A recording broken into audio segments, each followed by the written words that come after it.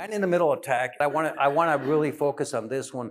Man in the middle attack is a hacker secretly sits between you and the servers you're trying to reach, like your bank account. Through a Wi-Fi hotspot and spies on your communication, the intruder mimics a website to draw you in to provide credentials and other information. Let's say you're at a coffee shop and it says, hey, free Wi-Fi, and you log into that Wi-Fi. It may not be the coffee's Wi-Fi.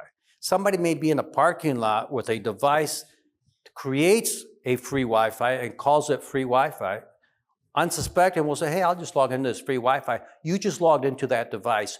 Everything you do on your computer now is going through their device. Now, they can intercept all your traffic. They can look at your passwords. They're listening in on everything. They can steal your sensitive data. They can manipulate. Let's say you're making a payment. They can actually change your payment because they have it. You're inside their system. And that's because you're utilizing that free Wi-Fi. The take home here is never use free Wi-Fi.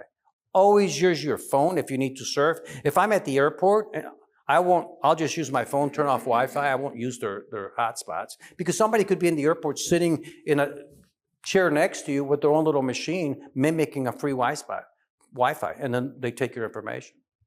So the take home is avoid free Wi-Fis. If you use a VPN service, utilize it. This is the way Apple tries to mitigate and help you out. Again, Safari has all these different protocols built in that detects if you're going to a malicious website because it checks the certificate, the authenticity of the website, and it's going to tell you, hey, you're entering a fraudulent website. So let's say you went into that man in the middle and you're logged into their fake website.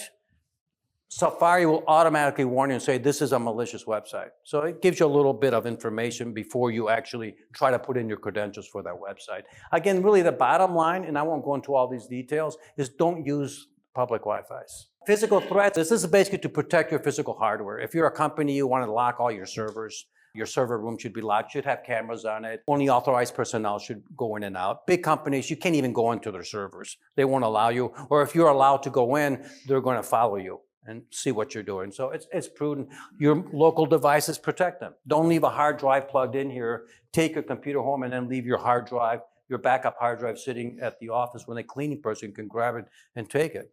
And all of a sudden, all your data is compromised. Simple things like that. Shred and wipe your devices. If you're going to recycle your computer or hard drive, shred it, erase it, clean erase it, because all your data is still there. Some people say, oh, my computer died, I'm going to recycle it. Well, the computer's there, but the hard drive still has your data. So somebody can just pull your data and say, oh, look, I've got all their information for the bank account, brokerage account. Encrypt your drives. You can encrypt, all your drives should be encrypted, which means that you can just tell the drive, encrypt yourself. There's software you can do that. You can remotely wipe your drives. Apple has a service called Find My Phone or Find Mine, which allows you to remotely wipe your devices. So if somebody steals your device, you can just send a code and say, wipe it, and I'll wipe it clean. That way it protects your information. So when you open a Mac from its box, the disk is already encrypted. So there's nothing you have to do. When you turn File Vault on, it takes the encryption key and your password that you created and ties them together. So now the encryption key is tied to the user. But know that out of the box, all Mac computers have encrypted drives. Last thing is third-party risk management. This is pretty basic. It's just who comes into your environment. Whether you have a telephone company coming into your office, if they need access to your server, you want to know why.